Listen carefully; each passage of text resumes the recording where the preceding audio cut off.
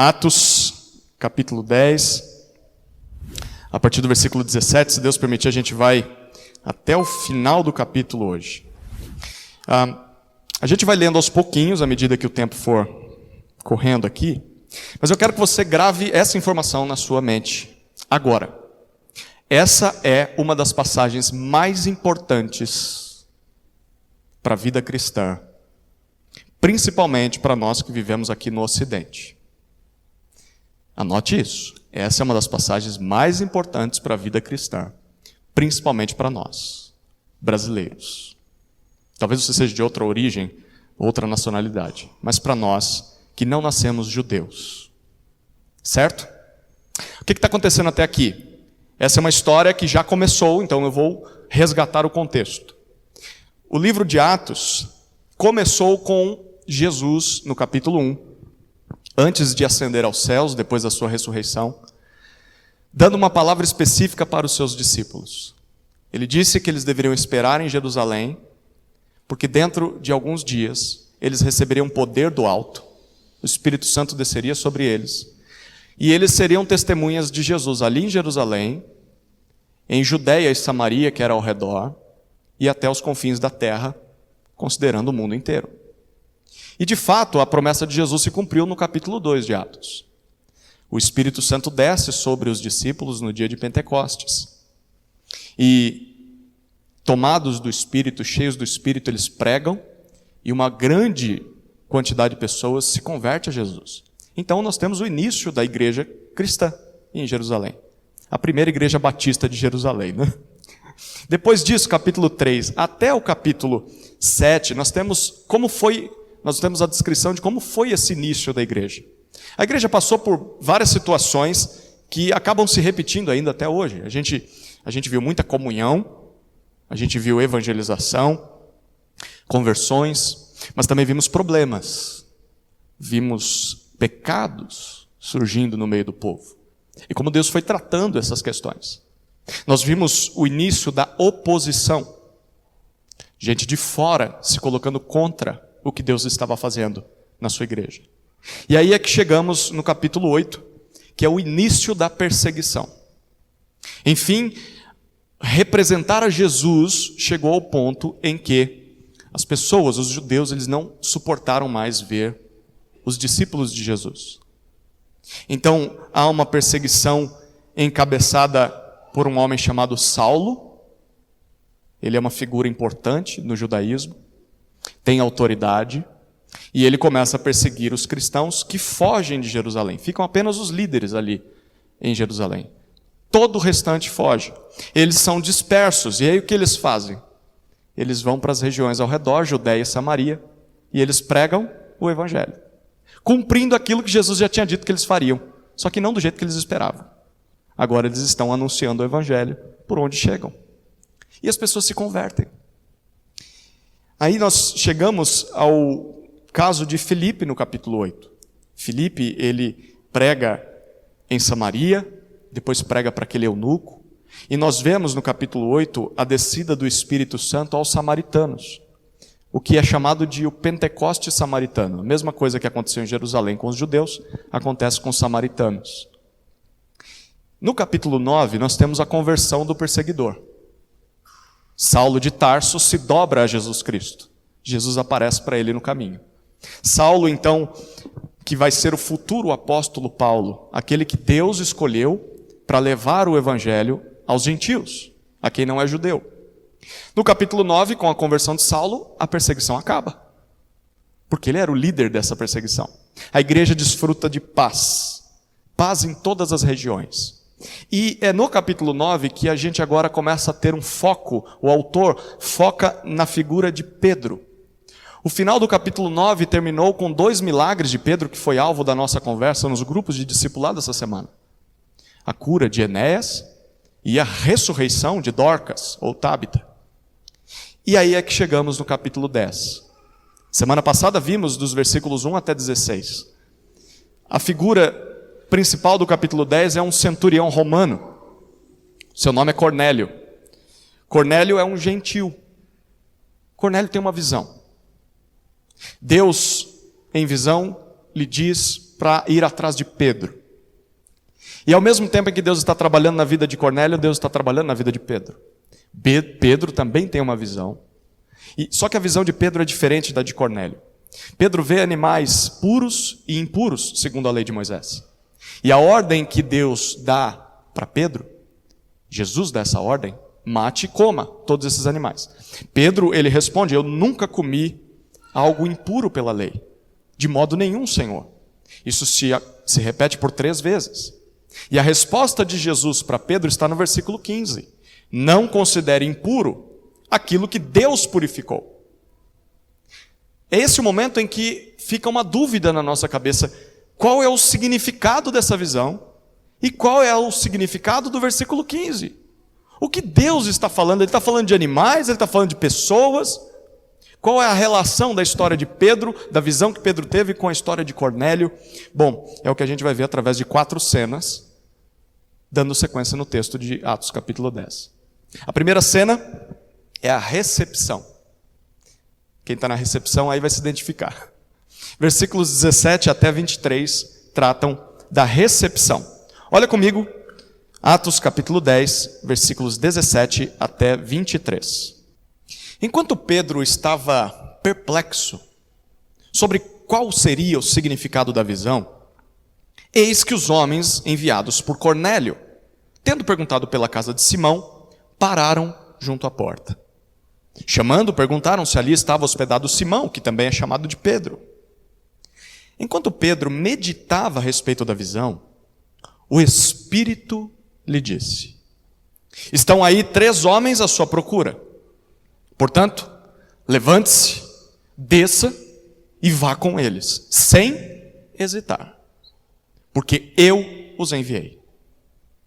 Então Pedro desceu e disse àqueles homens: eu sou a pessoa que vocês estão procurando. O que os traz até aqui? Então disseram: o centurião Cornélio, homem reto e temente a Deus, e tendo bom testemunho de toda a nação judaica, foi instruído por um santo anjo a mandar chamar você para a casa dele e ouvir o que você tem a dizer. Então, Pedro, convidando-os a entrar, hospedou-os. No dia seguinte, Pedro se aprontou e foi com eles. Também alguns irmãos dos que moravam em Jope foram com ele. A recepção é a primeira cena. Pedro está perplexo, é o que nós lemos no versículo 17. Ele está perdido, é isso que essa palavra significa. Ele está muito confuso com a visão que ele teve, com o que ele ouviu de Jesus. Nesse exato momento chegam os enviados de Cornélio, que estão para levar Pedro. E o texto no versículo 19, no comecinho do versículo 19, diz que Pedro meditava a respeito da visão. Ele está buscando compreender aquilo que ele viu. Eu quero que você perceba um detalhe aqui. Pedro é um ignorante consciente. O que é um ignorante consciente? Ele sabe que não sabe. Ele teve a visão. Ele ouviu Jesus, mas ainda não compreendeu o que ele viu e ouviu. Mas apesar de ser um ignorante consciente, ele é alguém que está se esforçando por compreender. Ele busca, questiona, pergunta, lê, reflete. Poderíamos imaginar Pedro vasculhando todas as memórias da Escritura que ele tinha para tentar entender o que foi que ele viu. Aqui está um bom exemplo a se seguir. Não se contente com a ignorância. Não se contente com um pouco de informação que você tem. Será que você sabe que não sabe? Reconhece a sua ignorância? Porque tem gente que é tão arrogante que acha que já sabe tudo. Mas talvez você saiba alguma coisa, mas se contente com isso. Não se contente. Vasculhe, se esforce por compreender o pouco que você sabe. Pedro está fazendo o que ele pode. E é nesse momento que o versículo 19 continua e diz que o Espírito lhe diz. Como o Espírito diz, a gente não sabe. Só que Lucas está dizendo que foi assim. E o Espírito diz para ele o seguinte: há 3 homens aí fora à sua espera. O que esses homens querem? Você tem que ir com eles, o Espírito diz, sem hesitar. Essa palavra aqui é interessante. sem discriminação, sem preconceito. Vá com eles, porque eu os enviei. Por que é que Pedro está ouvindo algo assim? Bom, porque aqueles homens que estão em busca de Pedro, eles são gentios, são romanos. 2 são servos, escravos, do centurião Cornélio, e um é um soldado romano, de confiança de Cornélio. Judeus e romanos, eles não se davam, eles não poderiam conviver juntos. É interessante o que Deus está fazendo com Pedro. Vá com eles, sem preconceito. Às vezes Deus nos conduz a encontros, a relacionamentos, ou nos atrai a relacionamentos com pessoas assim, pessoas diferentes de nós, pessoas que talvez a gente nunca considerou conviver junto, gente esquisita, sabe? Gente que você olha e fala, é completamente diferente de mim. Eu não consigo nem estar perto com uma pessoa assim. Por vezes Deus coloca pessoas assim para que a gente evangelize. Por vezes Ele atrai pessoas para que a gente discipule, caminhe com essa pessoa, ensine a Bíblia para essa pessoa. Por vezes Deus une pessoas assim em uma igreja, para que eles tenham comunhão. Como é que nós vamos reagir a isso? Bom, reaja como Pedro. Vá sem hesitar. Relacione-se com essas pessoas sem discriminação, sem preconceito. Deus quer usar você para ser bênção na vida dessas pessoas, mas certamente Deus também quer usar essas pessoas para trabalhar o seu coração. Esse coração preconceituoso, esse coração discriminatório, esse coração cheio de barreiras quando se trata com pessoas diferentes. Não fuja. Não ignore as pessoas diferentes. Faça como Pedro. O que Pedro faz? Versículo 21, Pedro desce imediatamente. Ele vem do quarto onde ele estava, ele se apresenta aos homens e ele diz, eu sou o homem que vocês estão procurando, o que vocês querem? É interessante como Pedro é um exemplo para a gente, né? Hoje cedo o Alexandre pregou, e Pedro, a gente consegue se identificar muito com ele, né? É impetuoso, faz as coisas, depois ele pensa, e aí já fez, já falou. Pedro, há alguns minutos atrás, ele disse não para Jesus 3 vezes. Jesus vai, mate e come. Ele, não, eu não vou fazer isso. Mas agora, enfim, Pedro entende que tem que dizer sim. O Espírito diz, vai lá, vai falar com os caras e recebe eles. E ele vai. Isso aqui retrata muito o que é a vida cristã e o que Jesus espera de nós. Jesus sabe que a gente vai ser teimoso. Jesus sabe que a gente vai dizer não nas primeiras vezes. Mas Pedro é um bom exemplo de discípulos que, quando pecam ou insistem em dizer não, resistem à vontade de Jesus, se arrependem. Muda de atitude, o mais rápido possível. Tem gente que é tão orgulhosa que não tem humildade de pedir perdão. Qual é o problema? O que é pior? Se humilhar e pedir perdão e consertar? Ou continuar no erro só por causa do orgulho? É pior, todo mundo já viu o seu erro, todo mundo sabe que você está errado e você se engana. Pedro é um exemplo para a gente. A resposta no versículo 22 daqueles homens para Pedro é: nós estamos aqui amando de um tal de Cornélio. Ele nos mandou. E eles explicam, Cornélio é um centurião romano. Ele é um homem reto, é um homem temente a Deus. Essa expressão temente a Deus, ela, toda vez que aparece no Novo Testamento, ela se refere a alguém que não tinha nascido judeu, mas que se interessava pela religião dos judeus, se interessava pelo Deus de Israel. E essa pessoa, então, ela namorava com o judaísmo. Ela ia aos sábados para a sinagoga, ou melhor, ela tentava ir porque ela não podia entrar, mas ela gostava de ouvir a lei, ela buscava seguir as regras alimentares, ela guardava as cerimônias, as festas, mas ela não passava pela circuncisão. Então, assim, era alguém que não era pagão, mas também não era judeu, ele estava no meio do caminho. E o Cornélio é esse cara. É como alguém que diz que se converteu, frequenta uma igreja, mas não se batiza. Não se torna parte da igreja. Cornélio era esse, ele tinha interesse, mas tinha alguma coisa que o impedia. Ele era temente a Deus. E os homens ainda dizem, ele é de bom testemunho dos demais judeus. Ele é alguém reconhecido pela comunidade judaica de onde nós viemos. Versículo 22, ainda eles dizem, um santo anjo mandou disse para Cornélio em visão que era para chamar você. E olha o finalzinho do versículo 22. Para que você vá lá e ele ouça o que você tem a dizer. Reparou isso? 2 detalhes aqui. O primeiro detalhe é que Cornélio, apesar de ser romano, ele é uma boa pessoa. Percebeu isso no texto? Ele é alguém piedoso, ele é alguém religioso, ele é alguém interessado em Deus. Cornélio é um exemplo de que nem todo descrente é um pária da sociedade. Por vezes a gente conversa entre crentes e a gente está pensando a imagem de um ímpio, a imagem de um descrente, a gente imagina a pior pessoa da sociedade. Mas nem todo descrente é assim. Há descrente que até talvez seja melhor do que os crentes. Que vergonha para a gente, né? Há descrente que ora mais do que a gente, que lê a Bíblia mais do que a gente, que faz boas atitudes e boas obras mais do que a gente. Para nossa vergonha. Mas ainda assim, mesmo sendo religiosos, bondosos, são pessoas que precisam de Jesus. Porque essas boas atitudes não compram para eles o perdão de Deus.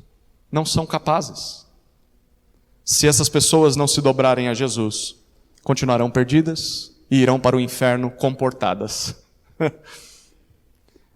Quando você ensina o seu filho só a não falar palavrão, a ser uma criança comportada, ou você acha que está evangelizando alguém fazendo isso, você está mandando alguém para o inferno comportado.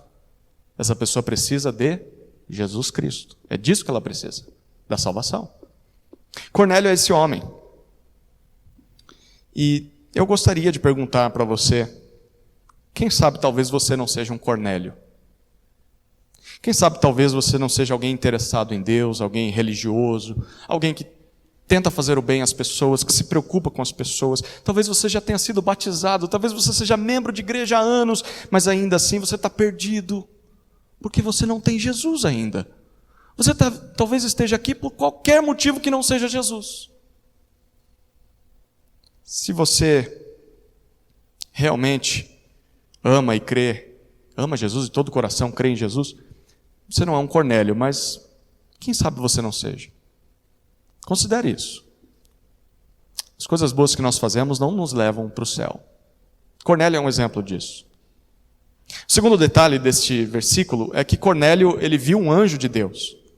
E o anjo está chamando Cornélio a mandar buscar Pedro, para que Pedro venha e pregue para ele. A pergunta que a gente faz aqui é, por que o anjo não prega? Se ele tem que ouvir de Jesus e o anjo já está ali em visão, por que o anjo não fala? Bom, porque aprove a Deus que homens, seres humanos, pecadores, falhos, frágeis como eu e você, aprove a Deus que a salvação, o evangelho de Jesus fosse anunciada por meio de homens como eu e você. Homens e mulheres frágeis, pecadores, com os seus defeitos. Deus quis assim. Portanto, mesmo talvez você se sentindo incapaz, talvez se sentindo inadequado, principalmente quando você está diante de alguém tão religioso e piedoso como Cornélio, a gente se sente assim pequeno, né? Poxa vida, como é que eu vou falar de Jesus para essa pessoa? A pessoa é tão boa, né? Ela já se acha tão boa. Se você estiver diante dessas pessoas, confie no Senhor. É o Senhor quem converte. E então, fale, obedeça, vá até essas pessoas, fale de Jesus, porque o maior trabalho no evangelismo não é nosso. O maior trabalho no evangelismo é de Deus, é Ele quem faz a obra. Nós somos só canais. E é isso que Deus está chamando Pedro para fazer. E Pedro, o versículo 23 mostra, ele realmente aprendeu a lição de Jesus. Porque Pedro, ao ouvi-los, manda que eles entrem, Pedro os hospeda, e no dia seguinte ele vai com eles. E é interessante, o final do versículo 23 diz que vão alguns que moram ali em Jope, alguns discípulos, alguns crentes dali.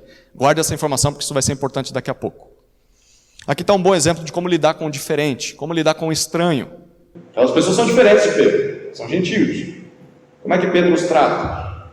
Ele os recebe, ele os hospeda, ele os ama, ele os trata como Jesus os trataria. É assim que nós temos feito. Quando chega um esquisito por essa porta, quando chega alguém diferente de nós por essa porta, nas reuniões, em nossos lares, é assim que nós os tratamos, como Jesus nos trataria. Ou será que nós temos fugido de pessoas assim? Nos escondido de pessoas assim?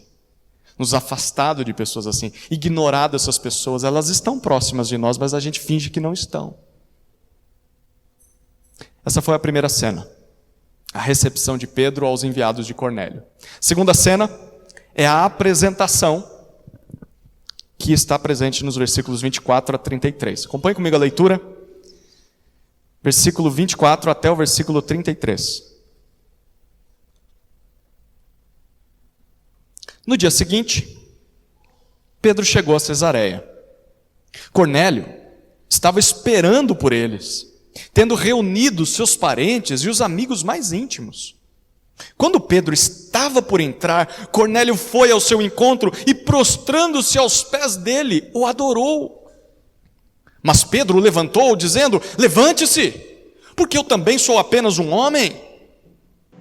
Falando com ele, Pedro entrou, encontrando muitos reunidos ali, a quem se dirigiu dizendo: vocês bem sabem que um judeu está proibido de se juntar a um gentil ou de entrar na casa dele. Mas Deus me mostrou que não devo considerar ninguém impuro ou imundo. Por isso, uma vez chamado, vim sem vacilar.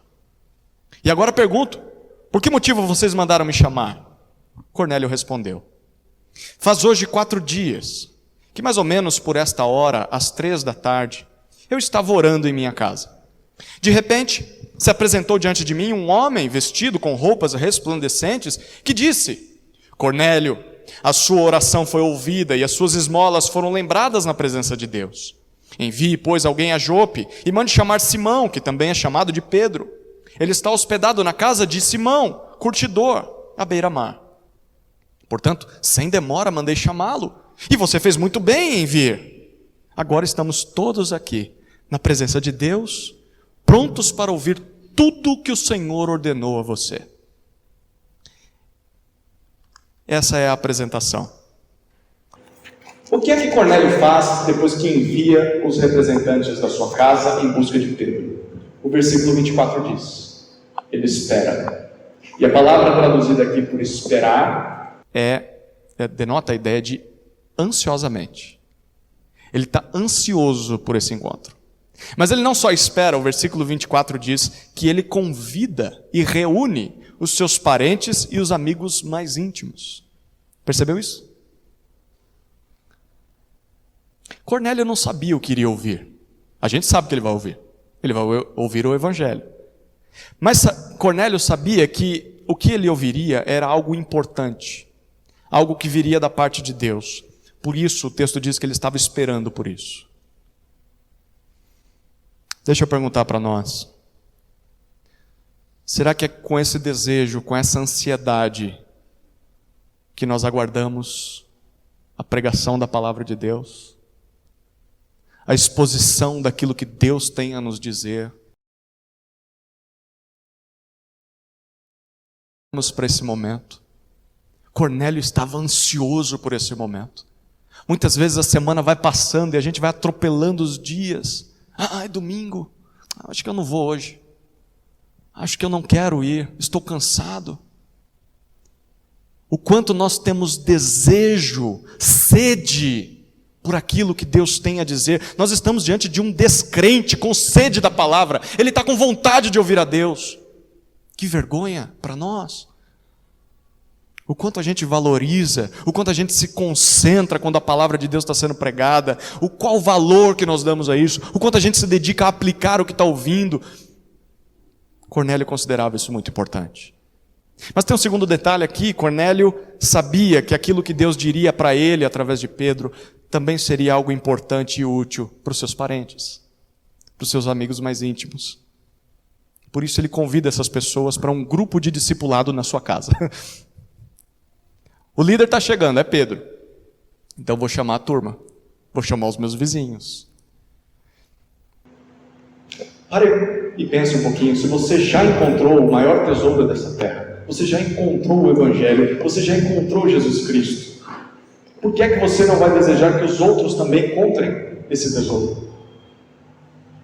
É por isso que nós deveríamos estar dispostos a abrir a nossa casa, para que pessoas se acheguem, pessoas que talvez só tenham contato conosco.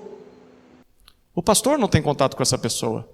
O líder do grupo não tem contato com essa pessoa. O meu irmão não tem contato com essa pessoa. Eu tenho. E ela confia em mim. É um amigo íntimo. Se eu chamar para uma reunião na minha casa, ele virá. Por que é que nós não aproveitamos isso? Para reunir as pessoas que estão mais próximas de nós.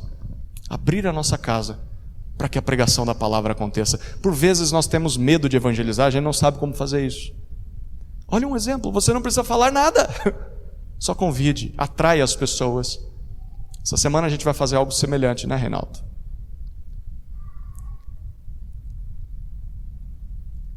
Há pessoas que só você atinge. E Deus quer usar a sua vida para convidá-las para ouvir o Evangelho. O versículo 25 diz que quando Pedro chega, tem algo curioso acontecendo. O Cornélio, lembra, é um homem piedoso, é um homem temente a Deus, mas ainda é romano, ainda tem costumes pagãos. Cornélio vai ao encontro de Pedro. Eu fico imaginando essa cena. Ele não espera Pedro chegar, ele vai em direção. Pedro é uma pessoa importante, é uma visita importante. Ele vai tratá-lo com honra, só que aí ele ultrapassa os limites, né? Quando ele vê Pedro, ele corre ou vai em direção a Pedro e ele se ajoelha e ele adora Pedro. Perceba, Cornélio tem boa intenção, mas ele está equivocado. Cornélio está em busca de Deus, mas ele precisa de mais conhecimento. Isso é uma demonstração clara de que ele precisava do Evangelho. Há muitas pessoas assim hoje em dia. Pessoas que quando você fala de Deus, elas reconhecem, não, Deus criou todas as coisas, Deus me criou, Deus é amor, Deus é tudo isso que você está falando. Mas são pessoas equivocadas, talvez ainda idolatram imagens, talvez idolatrem pessoas, talvez não conheçam o Evangelho, mas reconhecem a existência de Deus. Há pessoas assim que precisam ser evangelizadas. Cornélio precisa ouvir o Evangelho. E é interessantíssimo a forma como Pedro responde no versículo 26. Eu fico imaginando a cena. Pedro pegando ele pelo braço, levante-se, Cornélio. Rapaz, para com esse negócio. Eu sou homem igual a você. Eu não sou digno de ser adorado. Eu sou apenas um homem. Esse aqui é um texto legal para você usar com um católico romano. Por quê? Porque os católicos romanos, eles dizem que o Papa é o sucessor de Pedro. E por isso nós precisamos venerar o Papa, nós precisamos nos prostrar diante do Papa, e tudo que o Papa diz é a vontade de Deus, é a palavra de Deus. Mas quando a gente olha para Pedro, eu fico imaginando Pedro nos dias de hoje, ele ia dizer, não, vocês entenderam errado, nem eu permiti ser adorado, por que é que vocês vão ser adorados? Eu que era apóstolo, não permiti isso acontecer. O próprio Pedro está demonstrando claramente de que ele era apenas um homem, como qualquer outro. Homem ou mulher, nenhum merece adoração. Pessoa nenhuma merece adoração. Por mais importante que essa pessoa seja, por mais honrada que ela seja, honra é uma coisa, adoração é outra. Veneração, como se ela fosse Deus entre nós, nenhuma pessoa merece isso.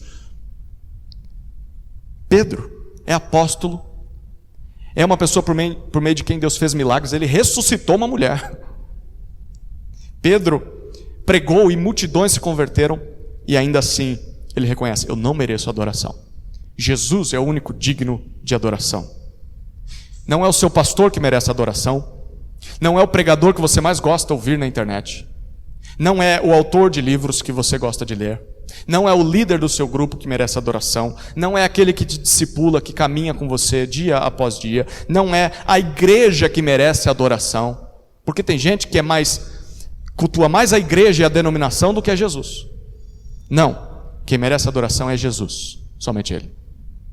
O Deus Trino, Pai, Filho e Espírito.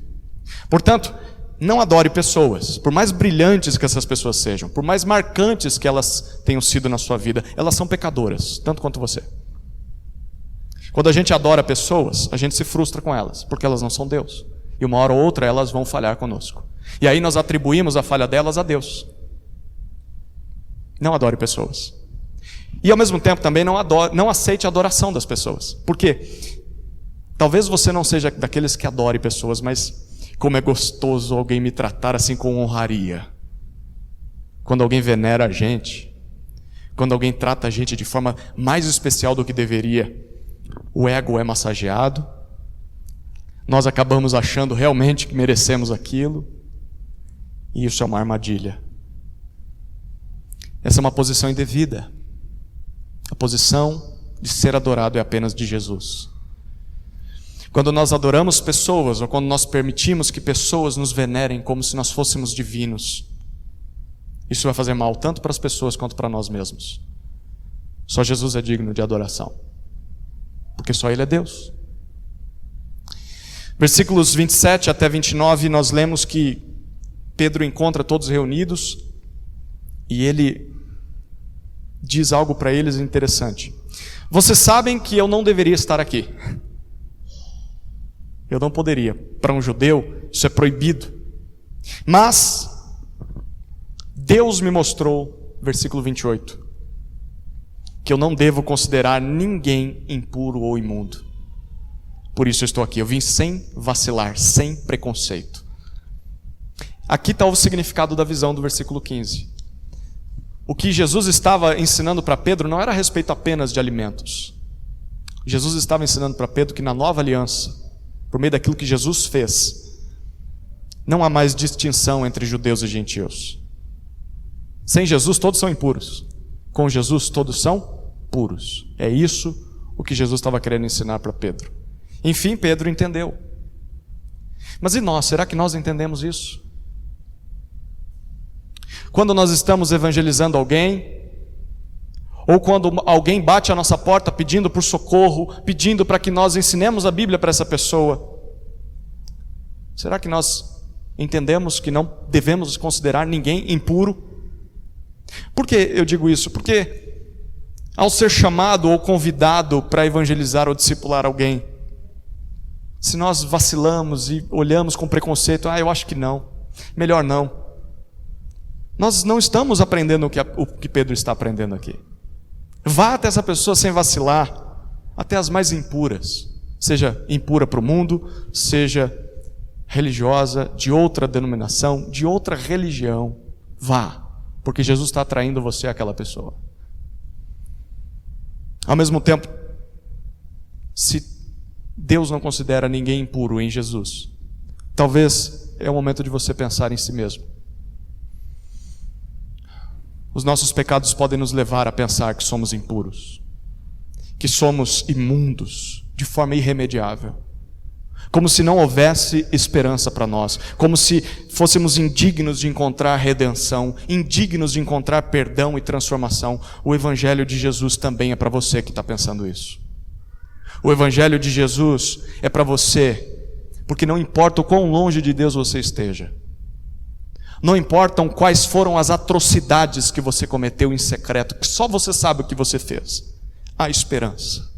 Olhe para Jesus, volte-se para Jesus, se aproxime de Jesus. Ele não te considera impuro por causa do que ele fez na cruz. Pedro pergunta o motivo das pessoas terem chamado ele, versículo 30. E Cornélio, até o versículo 33, Cornélio conta sobre a visão que ele teve. Ele acrescenta um detalhe aqui, outro ali.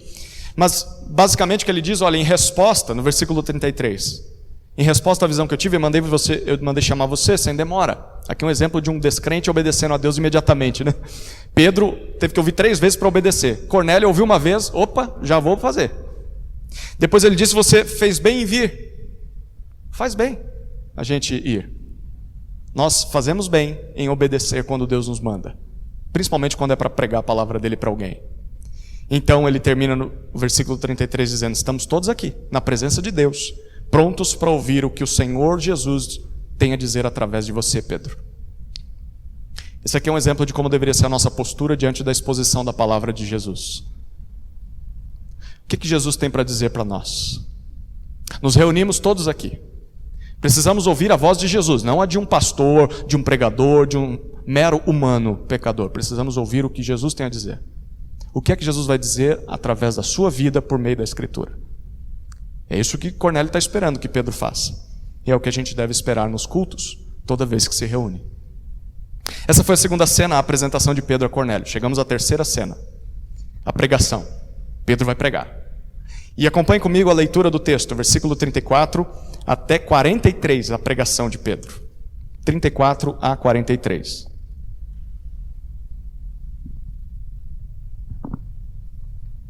Então Pedro começou a falar. Ele disse: reconheço por verdade que Deus não trata as pessoas com parcialidade. Pelo contrário, em qualquer nação, aquele que o teme faz o que é justo, lhe é aceitável. Esta é a palavra que Deus enviou aos filhos de Israel, anunciando-lhes o evangelho da paz por meio de Jesus Cristo. Este é o Senhor de todos. Vocês sabem o que aconteceu em toda a Judéia, tendo começado na Galiléia, depois do batismo que João pregou. Como Deus ungiu a Jesus de Nazaré com o Espírito Santo e com poder. Jesus andou por toda parte, fazendo o bem e curando todos os oprimidos do diabo, porque Deus estava com ele. E nós somos testemunhas de tudo que ele fez na terra dos judeus e em Jerusalém. Depois, eles o mataram, pendurando-o num madeiro. Mas Deus o ressuscitou no terceiro dia e concedeu que fosse manifesto, não a todo o povo, mas às testemunhas que foram anteriormente escolhidas por Deus. Isto é, a nós, que comemos e bebemos com ele depois que ressurgiu dentre os mortos. Jesus nos mandou pregar ao povo e testemunhar que ele foi constituído por Deus como juiz de vivos e de mortos. Dele todos os profetas dão testemunho de que por meio do seu nome, todo que nele crê recebe remissão dos pecados. Pedro começa o seu discurso no versículo 34, e no versículo 34 e no versículo 35 ele faz uma afirmação em duas partes. A primeira afirmação está no versículo 34. Eu reconheço por verdade que Deus não trata as pessoas com parcialidade ou com favoritismo. Deus não vê pessoas mais especiais que outras. Deus não considera pessoas mais dignas do que outras. Para eles, todos estão em pé de igualdade. Sejam judeus, sejam gentios, sejam ricos, sejam pobres, sejam de uma nação, sejam de outra. Todos são iguais perante Deus. Homem, mulher, adulto, criança. A segunda parte da afirmação de Pedro está no versículo 35. Pelo contrário, em qualquer nação, aquele que o teme faz o que é justo, lhe é aceitável. Se a pessoa, seja de qual etnia ela pertencer, for temente a Deus e praticar a justiça, vai ser aceita, vai ser bem-vinda. Agora, é a hora que o seu alerta teológico acende. Por quê? Será que existe alguém assim? Será que existe alguém temente a Deus o suficiente, o tempo todo, justo o tempo todo, capaz de ser aceito por Deus pelas coisas que faz? Existe alguém assim? Não, não existe alguém assim. Já já a gente fala sobre isso. Mas por enquanto lembre-se, o que Pedro está afirmando é: para Deus não há barreiras étnicas, não há barreiras geográficas, não há barreiras culturais, não há barreiras morais. Por meio de Jesus ele reúne pessoas de todas as nações ao seu povo. Todo tipo de pessoa. E conforme Pedro, o que ele disse no versículo 34, nós precisamos reconhecer isso. Reconheço, foi o que Pedro disse. Essa palavrinha denota esforço. Para reconhecer algo desse tipo, nós precisamos nos dedicar. Não é algo que acontece naturalmente. Pensa, foi um trabalhão para Pedro entender isso. E vai dar trabalho ainda. Mesmo compreendendo isso aqui, Pedro vai ter conflitos e dilemas ao longo da sua jornada. Por natureza pecaminosa, eu e você somos preconceituosos. Talvez você nem saiba disso, talvez você nem tenha percebido isso, mas nós somos, em alguma medida. De alguma forma nós somos preconceituosos. Nós precisamos nos disciplinar para entender que o mesmo Jesus que me ama, que me deu as boas-vindas ao seu povo, é o Jesus que fez o mesmo com o meu irmão. É o mesmo Jesus que ama a pessoa que senta do meu lado, tão diferente de mim, tão esquisita. Mas Jesus o ama também. E Jesus também o atraiu ao seu povo. É difícil a gente entender isso. é necessário esforço. Reconheço isso. Eu não controlo isso. Eu não sou dono da igreja. Jesus é. Versículo 36, depois de reconhecer isso, Pedro faz uma síntese, um resumo do Evangelho. A gente já vai usar isso lá no finalzinho. Mas, do 37 até o 43, ele faz uma explicação um pouco que detalhada do Evangelho. Do que se trata o Evangelho? Você sabe dizer? Você crê no Evangelho? Como que eu sei o que é o Evangelho? Como é que você prega o Evangelho? Como é que você explica o Evangelho? Bom, segundo Pedro, o Evangelho se resume a basicamente uma história. A história de Jesus. Isso é o Evangelho. Ele vai contar a história de Jesus e como essa história afeta a nossa vida. Essa história é contada em 3 partes. Primeira parte, versículo 37 e 38, Pedro fala sobre a unção do Espírito. Nesses versículos, Pedro diz que após ser batizado por João Batista, Jesus foi ungido. Você lembra dessa cena? O Espírito Santo descendo como pomba sobre Jesus. Foi ungido com o Espírito Santo e com poder, garantindo que Deus estava com ele para fazer curas, milagres. O que isso representava para um judeu? Representava que Jesus era o escolhido de Deus, era o Messias prometido no Antigo Testamento. O próprio livro de Lucas, no capítulo 4, prova isso. Jesus dizendo: o Espírito está sobre mim, e Deus me ungiu para libertar as pessoas, para inaugurar o reino de Deus. Depois disso, a segunda parte da mensagem do Evangelho, segundo Pedro, é a respeito da morte e ressurreição de Jesus. Versículos 39 até 41, nós lemos isso. Ele diz: Jesus foi morto pelos homens em uma cruz, mas Deus o ressuscitou ao 3º dia. É o que nós temos celebrado na Páscoa. E ele diz: nós somos testemunhas oculares disso. Ele apareceu para nós. Isso aqui era a prova de que eles realmente eram apóstolos. Eles testemunharam a vida de Jesus, os seus 3 anos de ministério e a sua ressurreição. Tem gente dizendo que é apóstolo hoje, só se ele tiver mais de 2000 anos de vida. Se não tem, risca da lista, não é apóstolo. Apóstolo é aquele que viveu 3 anos com Jesus e o viu ressurreto. E Paulo como um nascido fora de tempo, que é o que a gente vai ver depois no livro de Atos. A pergunta é: por que Jesus morreu? Bom, Isaías 53 dizia que na cruz o Salvador tomaria sobre si os nossos pecados. A maldição que estava sobre ele era o castigo de Deus que nós merecíamos. Ele está sofrendo em nosso lugar. Só assim nós poderíamos participar do reino de Deus. Chegamos à terceira parte da pregação do Evangelho de Pedro. É a comissão que ele fez, Jesus fez aos apóstolos, versículos 42 e 43. O reino de Deus começou. E esse reino está disponível a todos os homens. Então, por isso, Pedro diz: nós fomos comissionados a pregar e a testemunhar a respeito de 2 verdades. A primeira está no versículo 42. Nós fomos chamados por Jesus para pregar de que Deus constituiu Jesus como juiz de vivos e mortos. O que Pedro está dizendo aqui? Hoje Jesus está assentado à destra de Deus Pai, reinando sobre tudo. E um dia ele vai julgar todas as pessoas. Como é que as pessoas podem escapar desse juízo? A segunda parte do que eles deveriam pregar, versículo 43. Deus oferece perdão a todo aquele que crê em Jesus. Na verdade, Pedro diz, isso foi o que os profetas do Antigo Testamento disseram o tempo todo. Eles apontavam para isso. Vocês judeus, ou melhor, os judeus nunca entenderam isso, mas era isso o que os profetas diziam. Por meio do nome de Jesus, todo que nele crê recebe remissão dos pecados. Remissão significa quitação da dívida. Todo aquele que crê em Jesus tem o perdão definitivo dos seus pecados. Este é o Evangelho. E o Evangelho se trata da história de Jesus. Você sabia disso? O que a gente aprende com o que Pedro está pregando aqui? Eu queria destacar, acho que 4 lições breves. A primeira lição é que existe só um Deus que se revela por meio do seu Filho Jesus.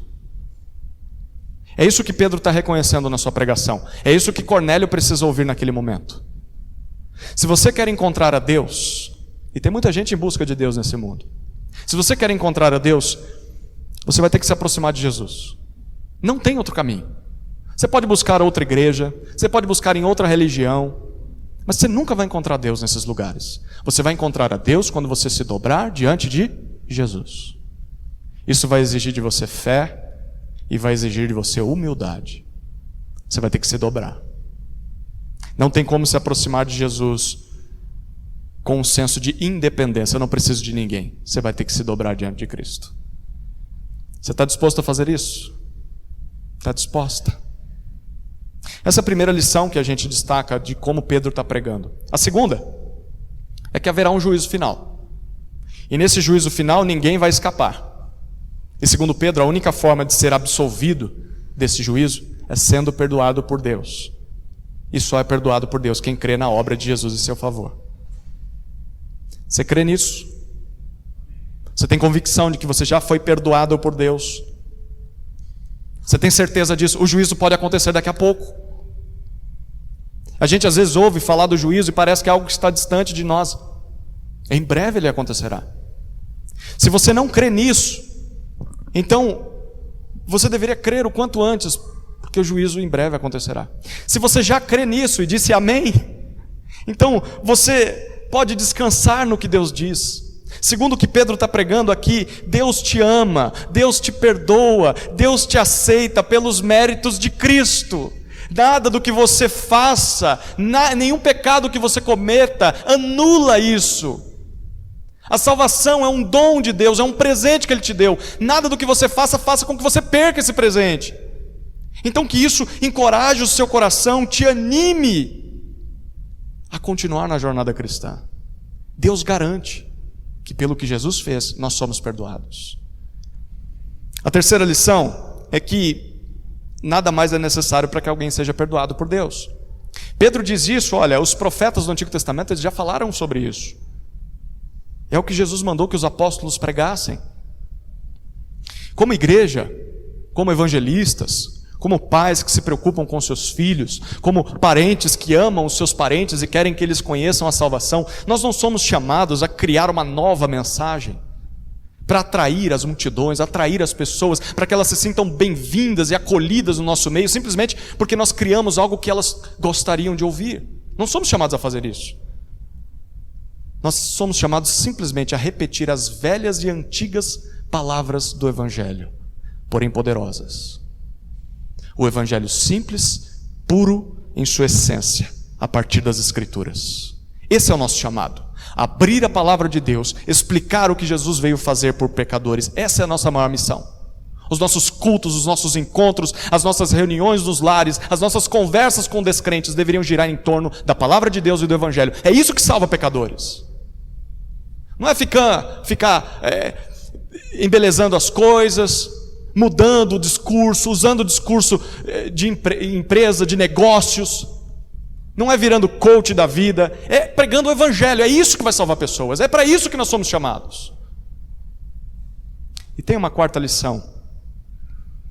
É que Deus decidiu anunciar isso aos perdidos através da pregação e do testemunho de gente simples, pessoas como eu e você, mas pessoas que foram transformadas por Jesus. Pedro diz isso, ele decidiu aparecer a nós. Gente, para pensar. Se nós fôssemos os coaches de Jesus, os relações públicas de Jesus, né? Se nós fôssemos os treinadores de mídia de Jesus, a gente ia dizer para Jesus, vamos lá, o Senhor vai morrer, as pessoas não vão acreditar no Senhor, vão matar o Senhor. Tudo bem, o Senhor veio para fazer isso, então a gente entende. Mas quando o Senhor ressuscitar, olha, dificilmente as pessoas vão acreditar, porque essa história aí, é difícil as pessoas acreditarem. O que o Senhor faz?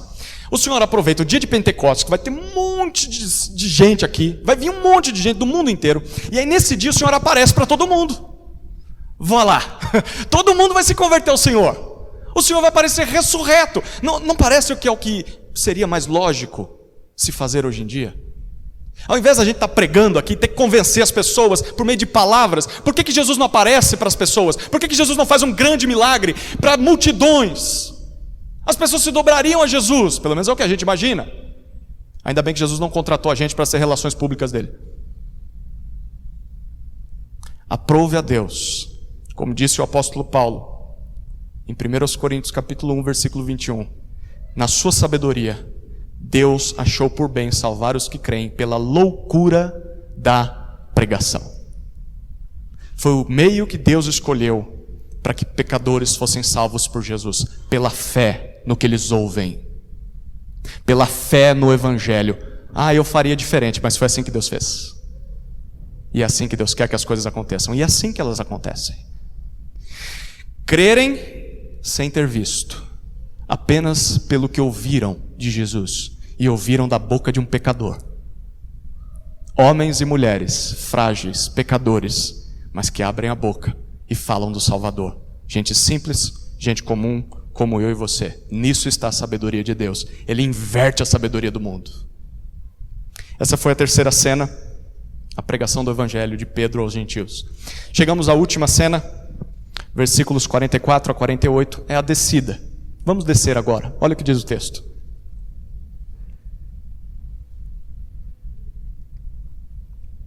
Enquanto Pedro falava estas palavras, o Espírito Santo caiu sobre todos os que ouviam a mensagem.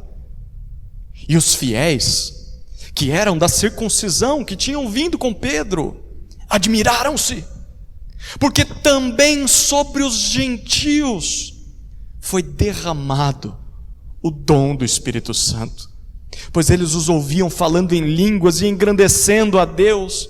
Então Pedro disse: será que alguém poderia recusar a água e impedir que sejam batizados estes, que assim como nós receberam o Espírito Santo? E ordenou que fossem batizados em nome de Jesus Cristo. Então lhe pediram que permanecesse com eles por alguns dias. É provável que Pedro ainda continuaria o seu sermão, mas ele foi interrompido. Quem foi que interrompeu o sermão de Pedro? Foi Deus. Todo pregador gostaria de ser interrompido dessa forma, né? Tem gente que às vezes interrompe a pregação, mas se for para interromper assim, eu agradeço a Deus. Por quê? Pedro está pregando e o texto diz: enquanto ele fala, o Espírito Santo cai sobre os ouvintes. Impressionante. Impressionante. Não houve apelo de Pedro. Levanta a mão, vem aqui na frente, você precisa aceitar Jesus. Não teve apelo. E o texto nem diz que houve resposta dos ouvintes. Ah, eu creio, eu quero Jesus. Não. O texto simplesmente diz que o Espírito Santo desce à audiência e aquelas pessoas se convertem a Jesus. Isso é o que o Evangelho de Jesus é capaz de fazer. Paulo, em Romanos, capítulo 1, versículo 16, diz que o Evangelho é o poder de Deus para a salvação de todo aquele que crê. Ele não diz que o Evangelho contém o poder de Deus. Ele diz que o Evangelho é o poder de Deus para salvar. O que nós estamos lendo na palavra de Deus é que nós devemos pregar o Evangelho. Simplesmente fazer isso. É claro que há pessoas que vão zombar, pessoas que vão rejeitar, pessoas que... isso aí, eu não quero saber disso. Talvez vão até se opor. Mas olha, deixa eu dizer uma coisa. Quando nós pregamos o Evangelho, mesmo que muitos zombem e não queiram ouvir, há pessoas que estavam exatamente precisando ouvir o Evangelho. E quando essas pessoas ouvem o Evangelho, elas são transformadas por Deus. O Espírito Santo age na vida dessas pessoas de forma miraculosa. Nós não conseguimos explicar. Gera vida naquele coração e transformação a partir daquilo. Foi assim nos tempos bíblicos e foi assim toda a história da igreja. E você sabe que foi assim com você, não foi? Um dia o Evangelho foi pregado, como tantas outras vezes, mas naquele dia foi especial. Naquele dia o seu coração se derreteu. Sabe o que estava acontecendo? O Espírito Santo gerando vida no seu coração, te regenerando, te fazendo nascer de novo. Não se envergonhe da mensagem da cruz. É por ela que Deus salva pecadores. Lembra dos irmãos que foram com Pedro, lá de Jope? O versículo 45, ele diz que eles eram da circuncisão. Quem eram as pessoas da circuncisão? Eram judeus puros. Como o carioca gosta de dizer, era o judeu da gema, da nata. Eles nasceram em Jerusalém, eram judeus circuncidados. O texto diz que eles estão lá presenciando a cena, né? Só de butuca, só olhando. O que vai acontecer aí? E aí eles veem a cena e ficam atônitos, ficam admirados. A expressão deles, versículo 45 e 46, também sobre os gentios, sobre os romanos não circuncidados. Também sobre pessoas assim foi derramado o dom do Espírito Santo. Em outras palavras, o que eles estão dizendo é: não precisam se tornar judeus para que se convertam ao Messias dos judeus. Cornélio não é circuncidado, ele não se tornou judeu, mas Jesus o salvou. O mesmo Espírito que veio aos judeus, veio a Cornélio sem ser judeu. É isso que eles estão reconhecendo. Como é que eles sabem disso? Como é que eles perceberam isso? O versículo 46 diz que eles engrandeciam a Deus em outras línguas. Espera aí, a gente já viu isso acontecendo, não viu? Lá no Pentecostes, capítulo 2. Aconteceu com os judeus. E agora está acontecendo com os gentios. Tem um detalhe aqui: línguas que os crentes de Jope eram capazes de compreender, porque eles estavam ouvindo, eles engrandecendo a Deus em outras línguas. Nada de língua dos anjos, tá? Nada de línguas que não fazem sentido. Eram línguas que se conhecia. O mesmo milagre que aconteceu em Pentecostes está acontecendo com eles. O que isso significa? Significa que isso aqui tem que acontecer em toda a conversão? Tem gente que diz. Tem gente que pega esse texto que simplesmente está contando a história e diz que isso tem que se repetir. E aí então há cultos de batismo com o Espírito Santo, em que tem crente que tem o Espírito e crente que não tem o Espírito. Isso aí não está na Bíblia. Isso aí foi criado e pensado por crentes equivocados. Porque no argumento de Lucas, no livro de Atos, o que está acontecendo aqui basicamente é o cumprimento do que Jesus tinha dito em Atos 1:8. O Espírito Santo desceria sobre eles, eles seriam testemunhas de Jesus em Jerusalém, Judéia e Samaria e confins da terra. Chegou em Jerusalém, Pentecostes, capítulo 2. O Espírito desceu sobre os judeus. Depois o Espírito Santo desceu sobre os samaritanos. Foi o que vimos no capítulo 8 com a pregação de Filipe.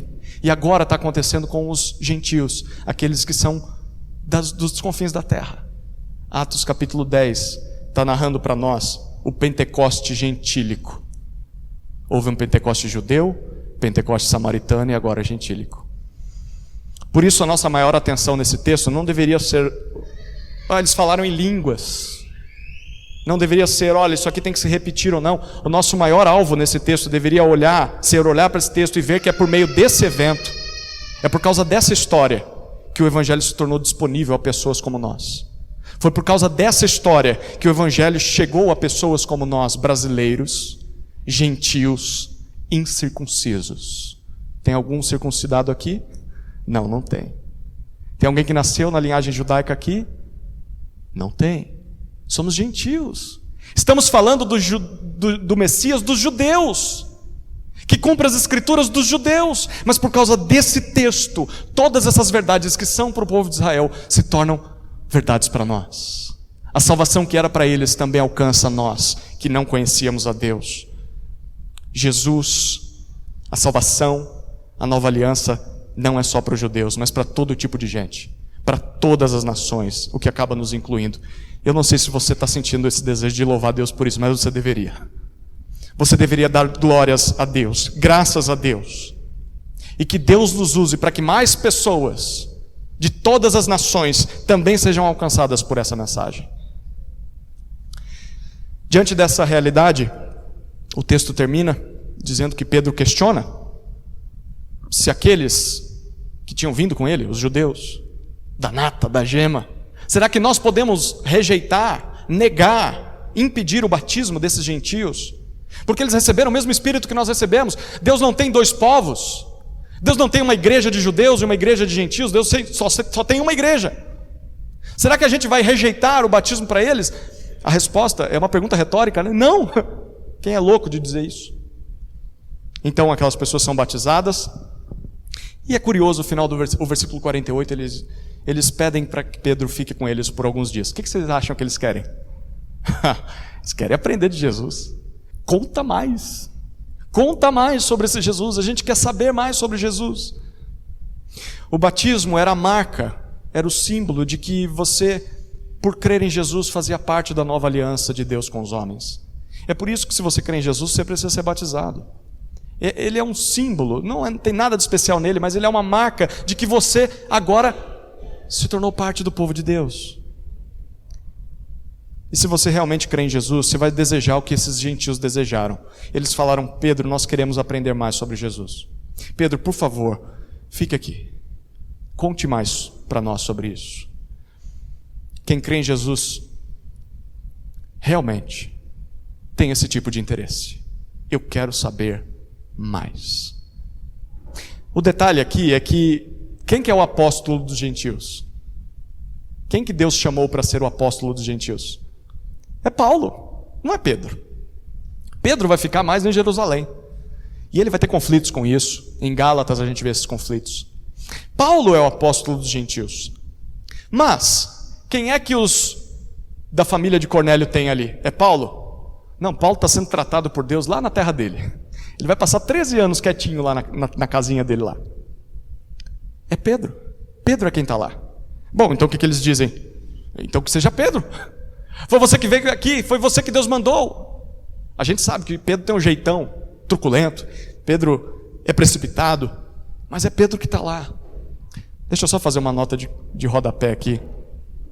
Nem sempre a gente vai ter o perfil de pregador que a gente quer. Eu sei que talvez o jeito que eu pregue, as coisas, a maneira com que eu falo, a minha postura, nem sempre talvez agrade a você. Eu sei disso. Talvez você não vai ter o líder que você quer. Talvez você não vai ter o pastor que você quer, o pregador que você quer. Mas se essa pessoa está pregando o evangelho para você, deseja ouvi-la. Talvez você queria Paulo aqui. Talvez você queria João aqui. Mas o que você tem é Pedro. O que você tem é esse aí. São esses líderes. Mas estão pregando o evangelho para você. Então contente-se com eles. Foi quem Deus colocou na sua vida. Deus quer usar essas pessoas para ministrar o seu coração. Não resista só por causa do jeito. Não tenha preconceito. Abra o seu coração para o que está sendo dito. Se está sendo dito por alguém irrepreensível, se está sendo dito aquilo que está na Escritura, você não tem direito de resistir. E um dia Deus vai pedir contas de você. Essa foi a quarta cena, a descida do Espírito Santo aos gentios. Você entendeu por que essa é uma das passagens mais importantes para a vida cristã? É por causa desse evento que o evangelho pode chegar a pessoas como nós. Tudo isso pode ser resumido em 4 afirmações, eu vou terminar aqui, que foi o que eu disse no versículo 36. Volta lá para o versículo 36. No versículo 36, Pedro disse: esta é a palavra que Deus enviou aos filhos de Israel, anunciando-lhes o evangelho da paz, por meio de Jesus Cristo. Este é o Senhor de todos. Resumo do evangelho em 4 afirmações. A primeira, Deus enviou a palavra de salvação a Israel. Tudo começou por eles, tudo começou neles. Apesar da maioria dos judeus rejeitarem, começou com eles. Nós não devemos ter ódio dos judeus. Começou com eles. A segunda frase, afirmação que resume o evangelho, essa palavra é o evangelho da paz, diz o versículo 36. Boas notícias que trazem a paz entre os homens e Deus e entre os homens e homens. Gente diferente, mas que une essas pessoas. Terceira declaração, essa paz é alcançada por meio de Jesus Cristo. Jesus é o único caminho, tanto para o judeu, quanto para qualquer pessoa, em qualquer nação, em qualquer situação. Porque ninguém é capaz de fazer o que agrada a Deus. Pedro disse, qualquer um que conseguir vai ser aceitável diante de Deus, mas ninguém consegue. É por isso que Jesus veio. Cornélio era uma boa pessoa, mas precisava de Jesus. É só por meio de Jesus que nós encontramos a paz com Deus. E a quarta e última afirmação é que Jesus é o Senhor de todos os que creem. Sejam judeus, sejam gentios. Significa isso então que em Jesus Deus nos uniu em um só povo. Não há separação, não há acepção de pessoas, não há preferidos no povo de Deus. Nós temos que aprender a viver juntos. O teu Senhor é o Senhor do teu irmão. Na igreja só tem um Senhor, e é o Senhor de todos, é Jesus. A igreja vai fazer o que Jesus manda. A igreja vai se submeter a Jesus. Mas eu gostaria, você não gostaria. Você faz o que o seu Senhor manda. Ele é Senhor de todos nós. Jesus oferece a remissão de pecados e o dom do Espírito Santo a todo aquele que nele crê. É isso que vimos nesse texto. Vamos orar? Querido Deus, obrigado pela Tua palavra. foi exposta, apesar das fragilidades e limitações que há em mim, mas nós cremos que há poder no teu evangelho, porque ele é o teu poder para salvar pecadores. E quando nós anunciamos o evangelho, o Espírito age. Espírito Santo, faça a tua obra. Sinta-se à vontade em nosso meio, para converter pecadores, para restaurar aqueles que estão com a vida quebrada, o relacionamento quebrado contigo, para confrontar aqueles que estão estagnados, em pecado, fugindo. O Senhor tem liberdade de agir em nosso meio, Deus. Faça isso.